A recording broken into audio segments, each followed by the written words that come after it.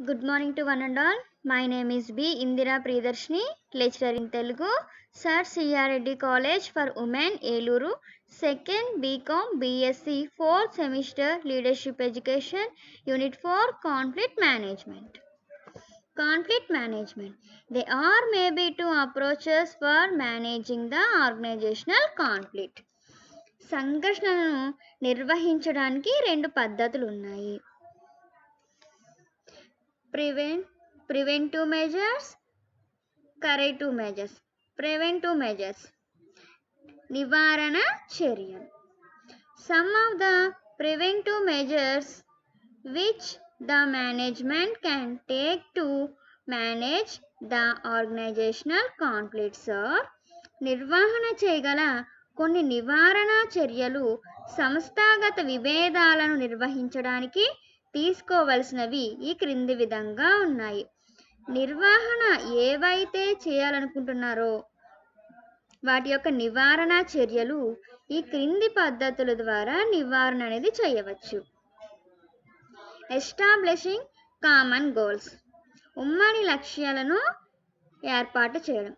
The basic strategy of reducing the conflict should be to find common goals upon which groups can agree and to establish valid communication between the groups.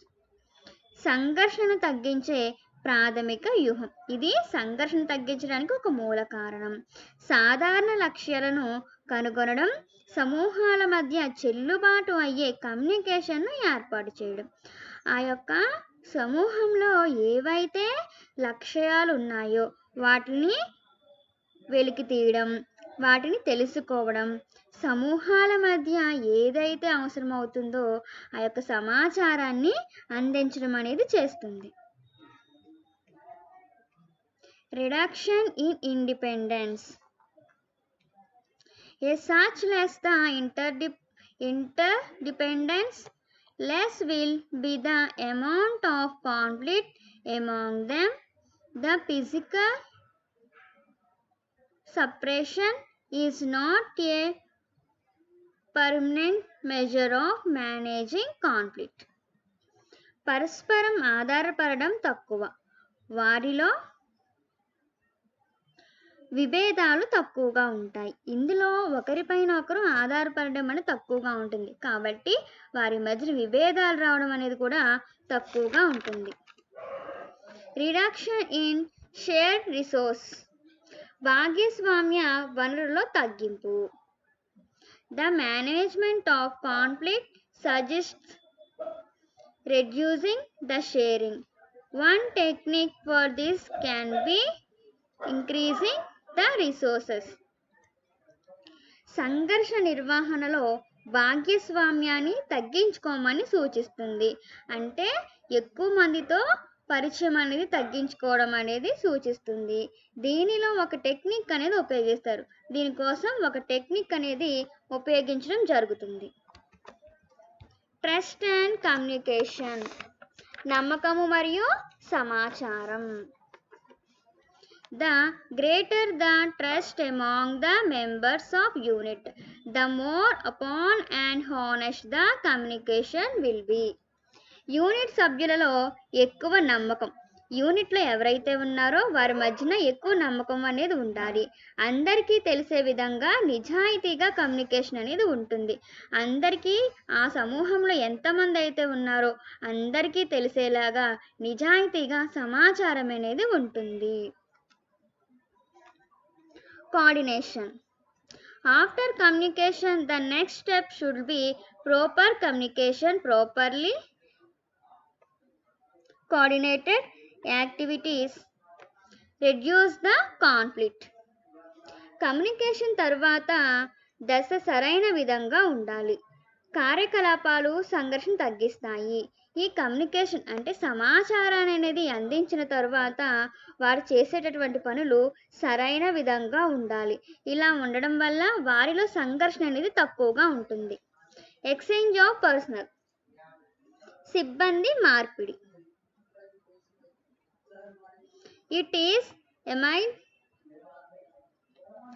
at to greater understanding between people by forcing each to present and define the other's position. ప్రతి ఒక్కరిని మార్చడం ద్వారా ప్రజల మధ్య మరింత అవగాహన పెంచడం దీనిలోని లక్ష్యం. ఒక చోట నుండి ఒక చోటకి మార్చడం ద్వారా ఒకరి గురించి ఒకరు తెలుసుకోవడం అనేది జరుగుతుంది. దీని ద్వారా వారిలో కమ్యూనికేషన్ అనేది మరింతగా మెరుగుపడుతుంది. వారి యొక్క స్కిల్స్ అనేది వారు పెంచుకోవడం అనేది జరుగుతుంది. యూజ్ ఆఫ్ సుపీరియర్స్ అథారిటీ, ఉన్నతమైన అధికారం యొక్క ఉపయోగం. It may be referred to a common superior who will resolve the conflict by giving a decision. ఇది ఒక సాధారణ ఉన్నతాధికారికి సూచించబడుతుంది. ఇది ఒక అధికారిని సూచించడం అనేది తెలియజేస్తుంది. అతని ద్వారా సంఘర్షణను పరిష్కరిస్తాడు. ఎవరైతే అధికారి ఉంటాడో అతను ఆ యొక్క సమస్య అనేది సాల్వ్ చేయడం అనేది జరుగుతుంది.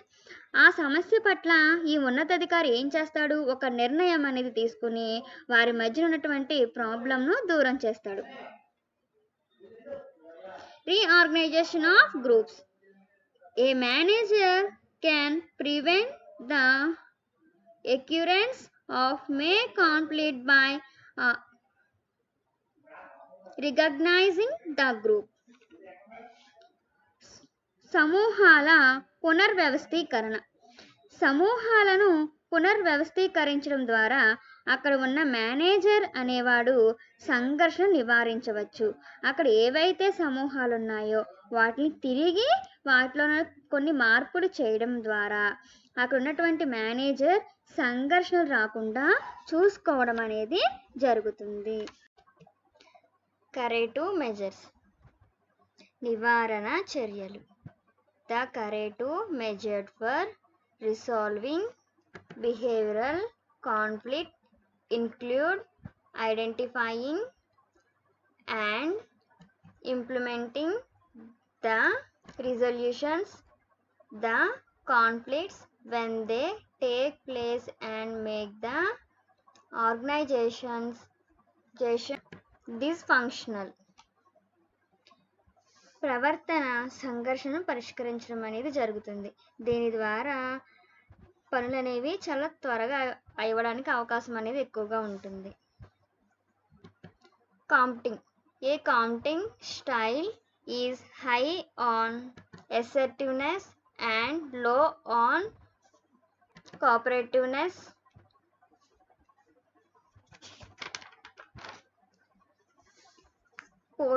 పోటీ శైలి నిశ్చితను కలిగి ఉంటుంది. దీనిలో ఎక్కువ మరియు తక్కువ అనేది రెండు కూడా ఉంటుంది. ఒకరిలో పోటీ అనేది ఎక్కువగా ఉంటుంది, మరొకరిలో తక్కువగా ఉండడం అనేది జరుగుతుంది. ఇది నిశ్చయతను కలిగి ఉంటుంది. This style is power oriented and approaches conflicts in terms of a win-loss strategy. ఈ శైలి శక్తి ఆధారితం. ఇది ఆ వ్యక్తి యొక్క శక్తి పైన ఆధారపడి ఉంటుంది. గెలుపు ఓటమికి ఇదొక వ్యూహంగా మనం చెప్పుకోవచ్చు. Accommodating. The accommodating style is low in assertiveness and high in cooperativeness. A person who uses an accommodating style as the primary approach to conflict management may be showing into too little concern for personal goals. Such a lack of concern may lead to lack of influence and recognition. వసతి. నిశ్చిత సహకారంలో ఎక్కువ ప్రాథమిక విధంగా ఉపయోగించే వ్యక్తి సంఘర్షణ నిర్వహణకు వ్యతిరేకత చూపిస్తాడు. లక్ష్యాల పట్ల చాలా తక్కువ శ్రద్ధ అనేది చూపించడం జరుగుతుంది. అటువంటి వ్యక్తికి ఆందోళన లేకపోవడం, గుర్తింపు లేకపోవడానికి దారితీస్తుంది. ఏ వ్యక్తి అయితే ప్రాథమికంగా వసతికి సహాయం చేస్తూ ఉంటాడో అతని యొక్క వ్యక్తిగత సంఘర్షణ నిర్వహణకు, వ్యక్తిగత లక్ష్యాల పట్ల చాలా తక్కువ శ్రద్ధ చూపుతాడు. అతనికి ఆందోళన లేకపోవడం, గుర్తింపు లేకపోవడానికి దారితీస్తుంది.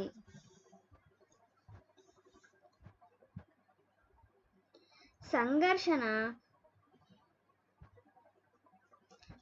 సమస్య వ్యక్తికి చాలా ముఖ్యమైనది. ఇందులో సంఘర్షణ అనేది చాలా ముఖ్యమైనది వ్యక్తికి. A conflict issue is more important to other person. సంఘర్షణ సమస్య ఈ రెండూ కూడా వ్యక్తికి చాలా అవసరమైనవి. సంఘర్షణ మరియు సమస్య అనేవి రెండు కూడా మనిషిలో ఉన్నటువంటి భావాలుగా మనం చెప్పుకోవచ్చు. Another styles disadvantages outweigh tiers of the accommodating style. ప్రతికూలత వసతి యొక్క త్రైలను అధిగమిస్తుంది. ఈ ప్రతికూలత అనేది వసతి యొక్క త్రైలు ఏవైతే ఉంటాయో వాటిని అధిగమించడం అనేది జరుగుతుంది. Maintaining harmony is important. It is advantageous to all the to allow the other person the experience of winning and lastly when. గెలిచిన అనుభవాలు ఎదుట వ్యక్తికి ప్రయోజనకరంగా మారుతాయి. ఎవరైతే గెలుస్తారో ఆ వ్యక్తి ఇతరులకు ప్రయోజనకరంగా మారడం అనేది జరుగుతుంది. An accommodating style on the issue may take the other person more perspective on another more important issue. వసతి సమస్యలపై కల్పించే వ్యక్తి ఎవరైతే ఉంటారో అతను మరొకరిపై మరింత ప్రభావాన్ని చూపగలుగుతాడు. ఆ వసతి సమస్యలపై ఎవరైతే పోరాడతారో ఆ వ్యక్తి మరొక వ్యక్తిపై ప్రభావాన్ని చూపడం అనేది జరుగుతుంది. Compromising. A compromiser may be thought of as a person who puts expediency above principle or who seeks short-term solutions at the expense of long-term service or objectives. A compromising style results in each conflict participants sharing in some degree of winning and losing. రాజీదారుడు. ఆ రాజీదారుడు ఎవరైతే ఉంటాడో అతను అనుభవం కలిగిన వ్యక్తి అయి ఉంటాడు. పైన పేర్కొన్న దీర్ఘకాలిక సేవలు లేదా లక్ష్యాల ఖర్చుతో స్వల్పకాలిక పరిష్కారాలను చేయడం అనేది జరుగుతుంది. ఈ రాజీదారుడు ఏం చేస్తాడు, అప్పటికప్పుడు మాత్రమే సాల్వ్ అయ్యేలాగా ఆ యొక్క సమస్యలకు పరిష్కారం అనేది చూపిస్తాడు. ఇది దీర్ఘకాలికంగా ఉండదు, స్వల్పకాలికంగా మాత్రమే ఇది చేయడం అనేది జరుగుతుంది. Compromise may be the only practical way of handling A situation in which two equally strong and persuasive parties attempt to work out a solution. It can also be used as a backup mode when both collaboration and competition fail to work effectively in resolving the conflict. ఫలితాలు పరిస్థితిని నిర్వహించడానికి ఏకైక ఆచరణాత్మక మార్గంగా కావచ్చు. ఈ ఫలితాలు పరిస్థితిని నిర్వహించడానికి ఏకైక ఆచరణగా మనం చెప్పుకోవచ్చు. ఇందులో రెండు సమానంగా బలమైన పార్టీలు రెండు కూడా వారిలో సంఘర్షణ అనేది జరిగినప్పుడు వారి యొక్క సంఘర్షణను తీర్చుకోవడానికి విఫలమైనప్పుడు ఆ రెండు కూడా ఏం చేస్తాయంట, అవి బలమైన శక్తులుగా ఉన్నప్పుడు ఒకరికొకరు సహకారం మరియు పోటీ రెండూ సమర్థవంతంగా పనిచేయడంలో విఫలమైనప్పుడు దాన్ని బ్యాకప్ మోడ్గా ఉపయోగించవచ్చు. సంఘర్షణను పరిష్కరించడం అనేది జరుగుతుంది. ఇందులో రెండూ కూడా చాలా బలమైనవిగా ఒకటికొకటి పోరాడడం అనేది జరుగుతుంది. ఈ రెండు విఫలమైనప్పుడు బ్యాకప్ మోడ్గా దీన్ని ఉపయోగించడం అనేది జరుగుతుంది. అవాయిడింగ్ తప్పించుకోవడం. At first glance and avoiding style may appear to have no value as a mode of managing conflict. An avoiding style may reflect a failure to address important issues and a tendency to remain natural when there is a need to take a position. మొదటి చూపులో తప్పించుకునే శైలి ఏదైతే ఉంటుందో అది సంఘర్షణను నిర్వహించే రీతిలో విలువ అనేది ఉండదు. తప్పించుకునే శైలి ముఖ్యమైన సమస్యల పరిష్కరించడంలో వైఫల్యంని పొందడం అనేది జరుగుతుంది. సమస్య వచ్చినప్పుడు మొదటిలోనే ఎవరైతే తప్పించుకుంటారో వారు ముఖ్యమైనటువంటి సమస్యలు వచ్చినప్పుడు దాని యొక్క ప్రాబ్లంకు సొల్యూషన్ అనేది చెప్పడం అనేది జరగదు.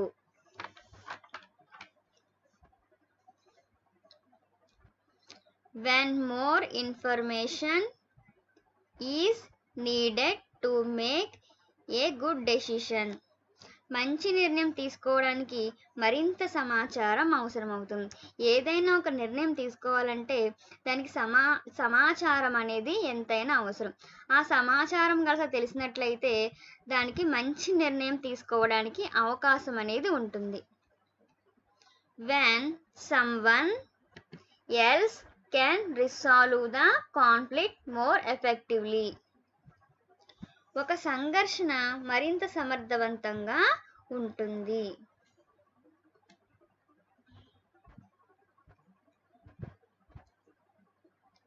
When the issue which provokes the conflict is symptomatic of another more basic underlying matter and attempting to resolve the surface issue will not help the situation. సంఘర్షణను రేకెత్తించే సమస్య మరొక ప్రాథమిక విషయంగా ఉన్నప్పుడు దాని యొక్క లక్షణంగా ఉన్నప్పుడు సమస్యను పరిష్కరించడానికి సహాయపడదు. ఈ సంఘర్షణ ఏదైతే ఉందో అది ప్రాథమిక విషయంగా కనుక ఉన్నట్లయితే దానిని ఆ సమస్యను పరిష్కరించడం అనేది కుదరదు. Collaborating involves an attempt to work with the other person to find solutions that would be satisfying to both parties. The collaborating style is high on both cooperation and ascertain. It is possible only if the parties to conflict recast it as a problem solving situation. A problem solving approaches requires the following conditions. Collaborating సహకరించడం అనేది రెండు పార్టీలకు సంతృప్తికరంగా ఉండే పరిష్కారాలను కనుగొనడానికి ఇతర వ్యక్తులతో కలిసి పనిచేసే ప్రయత్నము. రెండు పార్టీలు ఏవైతే ఉన్నాయో ఆ పార్టీలు సంతృప్తికరంగా వారి యొక్క సమస్యలను సాల్వ్ చేసుకోవడానికి ఇతర వ్యక్తులతో కలిసి ఇది పని చేయడం అనేది జరుగుతుంది. ఆ ప్రయత్నంలో సంఘర్షణ గురయ్యే పార్టీలు దీని సమస్య పరిష్కార పద్ధతిగా పునరావృతం అవుతుంది. ఈ క్రింది అవసరాలు అనేవి వాటికి ఉన్నాయి.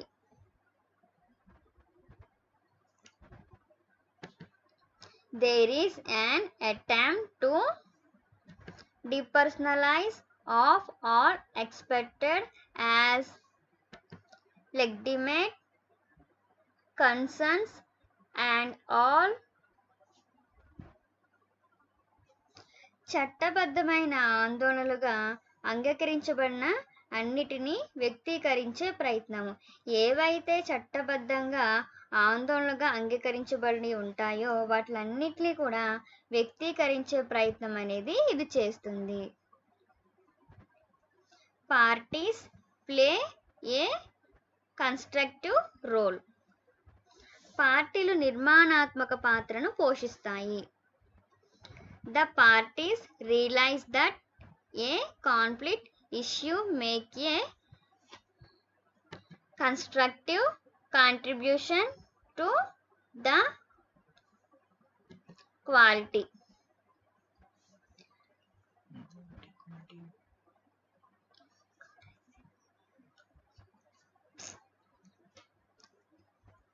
కణజాలం సహాయక మరియు నమ్మదగినగా పనిచేసే సంఘర్షణ. ఇది ఎలా ఉంటుందంటే కణజాలం అనేది దానికి సహాయంగా నమ్మదగినదిగా ఉంటుంది.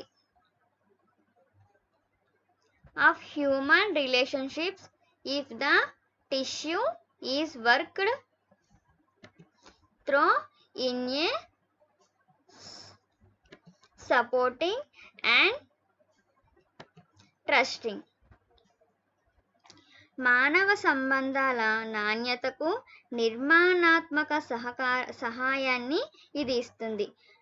మానవ సంబంధాలు ఏవైతే ఉన్నాయో అవి చాలా నాణ్యంగా నిర్మాణాత్మకంగా ఉండడానికి ఇది ఉపయోగపడుతుంది. Climate in which opinions and differences are freely aired. అభిప్రాయాలు మరియు తేడాలు స్వేచ్ఛగా ప్రసారం చేసే వాతావరణం అనేది ఇది కల్పిస్తుంది. వారు ఏవైతే అభిప్రాయాలు అనుకుంటున్నారో వారికి అటువంటి స్వేచ్ఛను ఇది ఇవ్వడం అనేది జరుగుతుంది. Thank you.